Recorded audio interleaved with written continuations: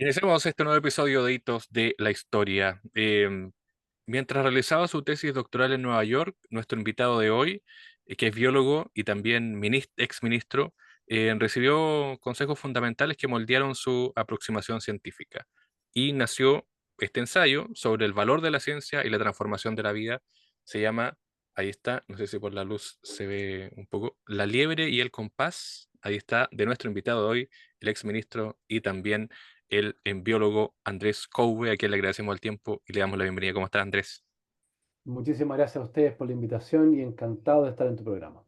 Andrés, bueno, tú eres profesor titular, si no me equivoco, de la Facultad de Medicina de la Universidad de Chile, biólogo y también ex ministro.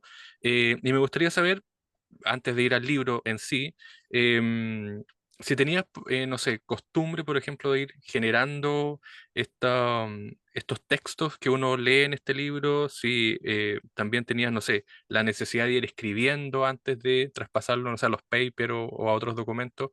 ¿Cómo era tu relación también con la escritura? A ver, yo creo que es distinto ser escritor de haber publicado un libro de ensayos, digamos. Entonces esto para mí es un ejercicio totalmente nuevo.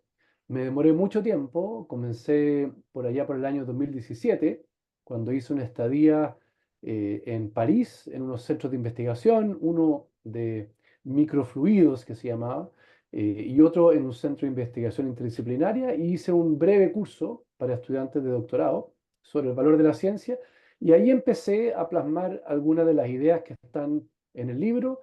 Lo escribí en ese momento en inglés, las primeras ideas, las primeras versiones, los primeros capítulos. Después, obviamente, lo abandoné durante el ministerio y lo retomé a la vuelta del ministerio, lo traduje completamente al español y comencé a darle un poquito más de vida para que fuera un libro que fuera accesible para todas las personas, para que fuera un libro no de ciencia, no es un libro científico, sino es un libro eh, sobre la ciencia de interés, diría yo, ciudadano. Eh, lo fui construyendo muy de a poco, muchas lecturas de mucho tiempo, mucha experiencia también intercalada con la lectura y con la cosa un poquito más objetiva, mucho de mi propia sensibilidad también frente a la disciplina y creo que eso es lo que lo caracteriza, digamos, es un ensayo, yo diría que es fácil de leer para todas las personas, una invitación aquí, también aprovecho a hacer a que lo lean, es una reflexión sobre el valor de la ciencia que creo que nutre el debate ciudadano sobre este quehacer. Es importante a propósito del libro lo que tú dices en en algunas partes, que claro, la gente a veces entiende que hay en la transformación o en el paso del conocimiento demasiada intelectualización o de Mm, excesiva mm. intelectualización. ¿Cómo revertir eso y cómo también el libro aporta en eso? Bueno, yo creo que eso no ha sido siempre igual y de hecho si tú recuerdas, muchos de los pasajes del libro están inspirados en Humboldt, que fue un científico prusiano, naturalista, que hizo descubrimientos absolutamente fundamentales, pero junto con su visión de la ciencia, con una metodología objetiva muy rigurosa, acompaña también esos descubrimientos de una...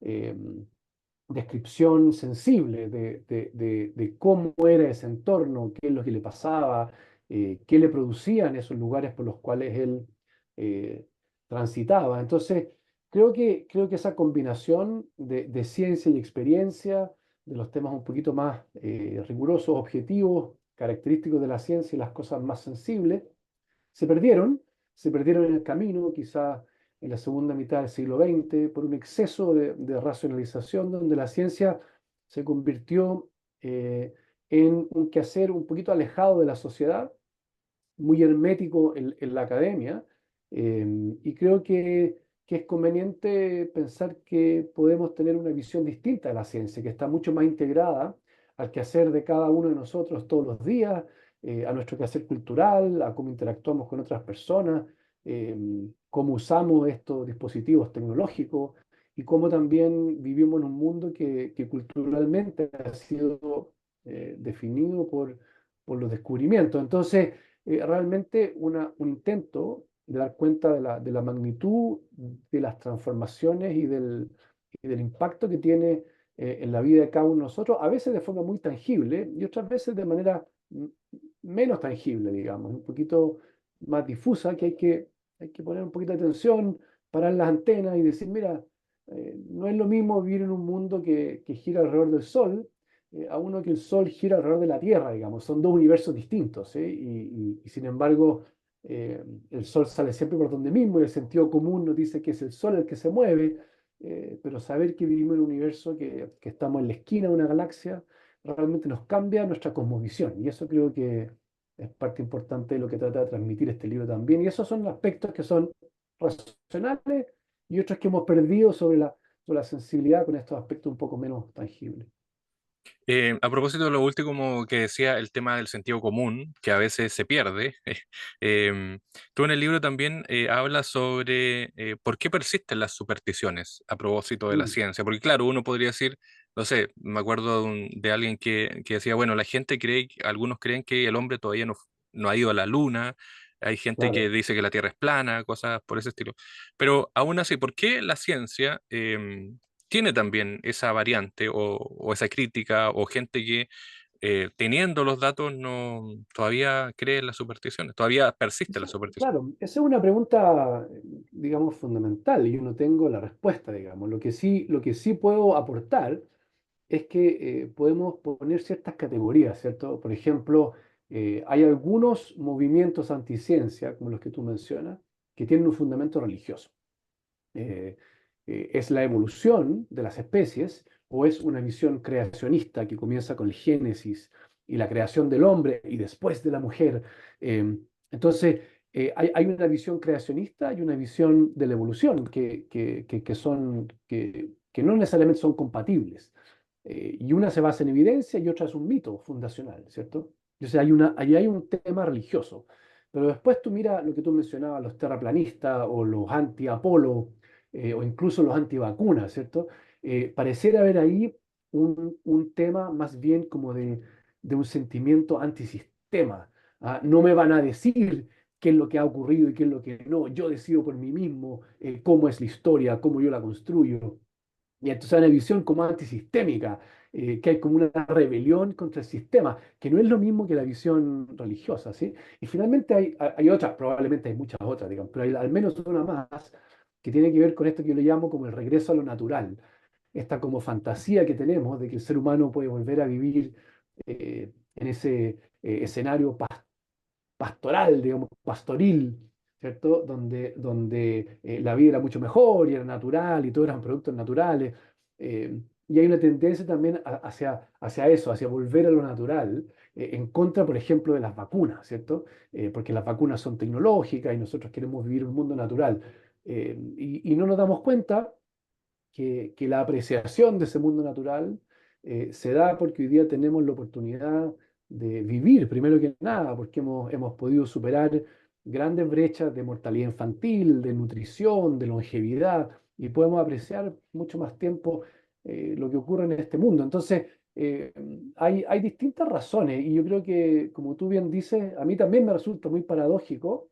No lo vamos a solucionar ni aclarar en esta conversación, pero creo que sí es importante que cada una de las personas que nos está escuchando diga, oye, por qué hay ese movimiento que pareciera ir en contra de la evidencia y cómo lo que pienso yo puede ayudar a entender a esa persona que también tiene esta visión tan distinta, ¿no? Entonces creo que ahí hay un debate que se puede generar interesante, que el libro al menos gatilla, ¿no? No es que lo explique, pero lo gatilla.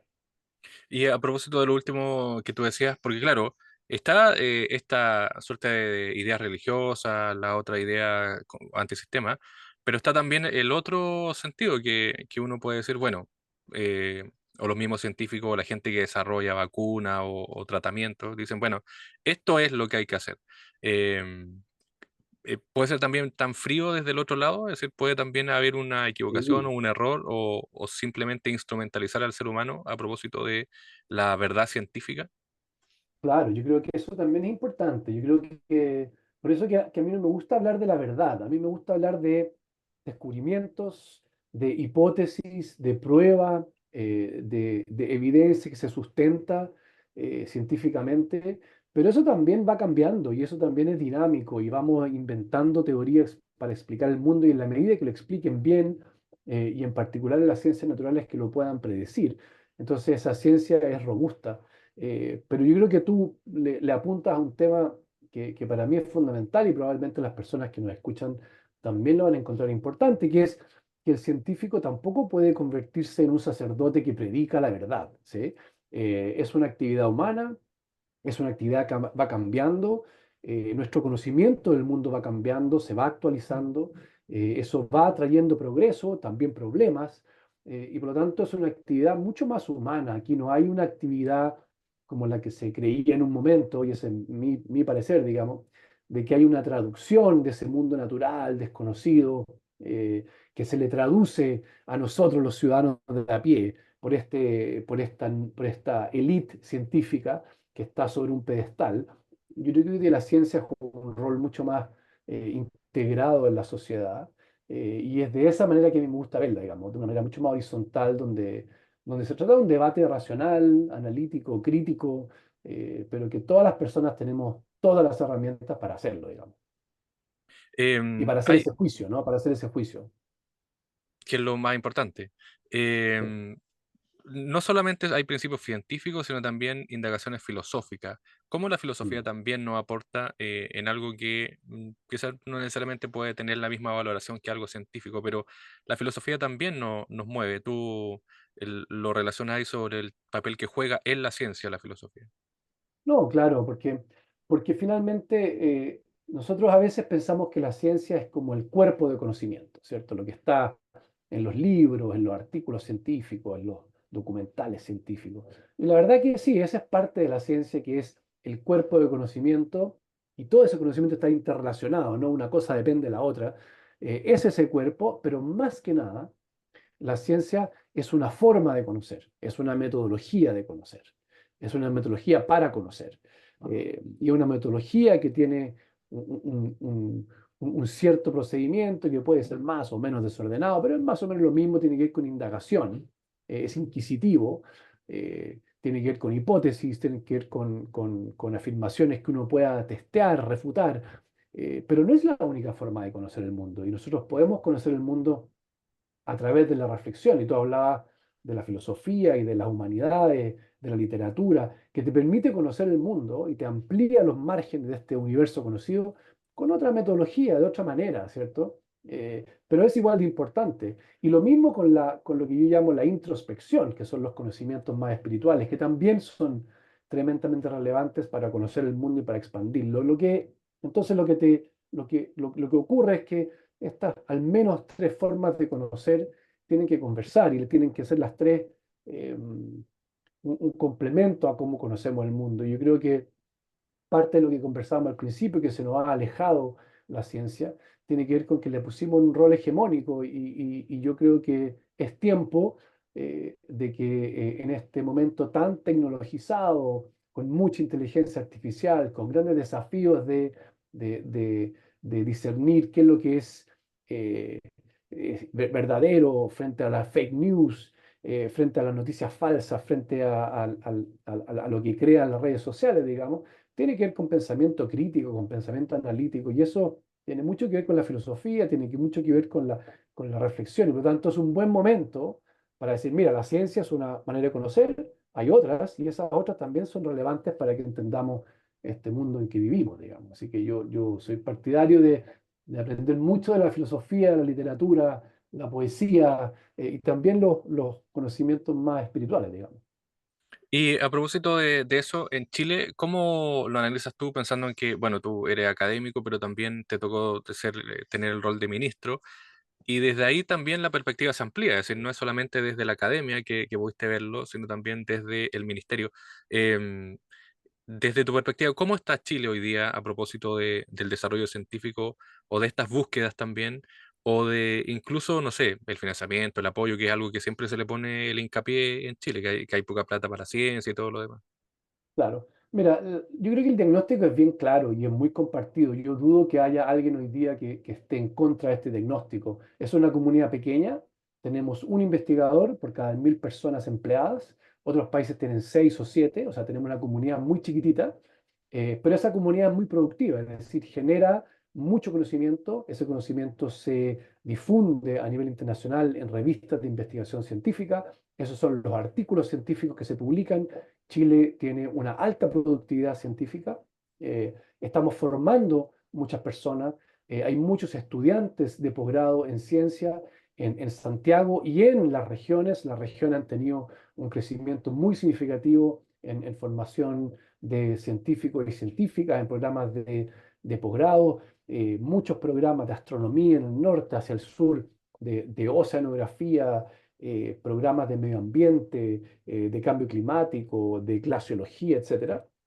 Eh, y tenemos entonces una comunidad que es productiva, es pequeña, muy desvinculada, es decir, la comunidad científica no interactúa mucho con el sector productivo, con los negocios, no interactúa mucho con el Estado, con el sector público y con los gobiernos a todos los niveles. Tú dices, bueno, no interactúa mucho a nivel del gobierno central, pero tampoco lo vemos en los gobiernos locales, en las gobernaciones, en las municipalidades, donde hay mucha ciencia que puede contribuir al bienestar de las personas en educación, en salud, etcétera. Entonces, una comunidad pequeña, bastante desvinculada y con un financiamiento bajo. Y no hay ninguna duda de que hay que incrementar el financiamiento público, pero también tiene que haber un esfuerzo muy significativo del sector privado de aumentar la inversión en conocimiento científico, porque esa es la base para negocios más competitivos, para una mayor productividad, ahora que estamos hablando de cierto estancamiento en la productividad, de un crecimiento bajo para los próximos 10 años, que es mucho de lo que hablan los economistas. Bueno, una herramienta para vencer eso tiene que ver con incorporar mucho más conocimiento científico y tecnológico a los negocios y tenemos muy buenos casos.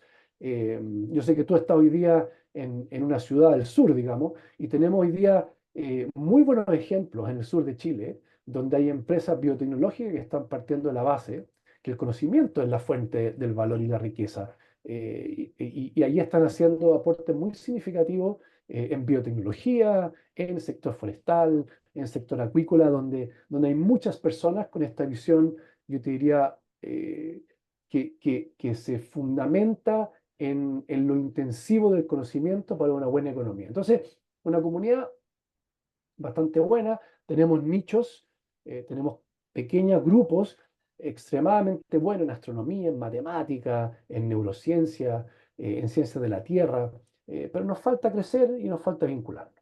Y nos falta financiamiento público y privado.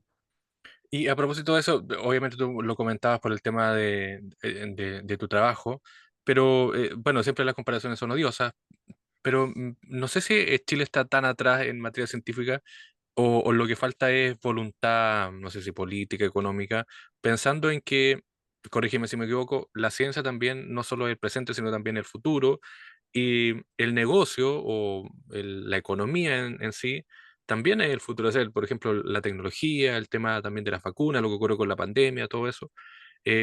¿Cómo orientar a Chile en algo que vaya más allá de solo ser los extractivistas, los vendedores de cobre, de los Yo salmones, creo que frutas, todas esas cosas? Mira, yo creo que más que a mí yo no sé mucho de economía, he intentado aprender un poco. A mí más que una economía extractivista, yo prefiero hablar de que la economía chilena es de baja complejidad. Es una economía poco sofisticada en términos de lo que produce. Tenemos poca producción que se basa en nuevo conocimiento. Tenemos poca formación de personas que participan de esa producción que tengan formación científica y tecnológica. Y por lo tanto, estamos en una situación de desventaja frente a economías donde las más grandes compañías son compañías que se basan en el conocimiento científico y tecnológico. Aquí tenemos buenos ejemplos y estamos empezando a tener cada vez más ejemplos.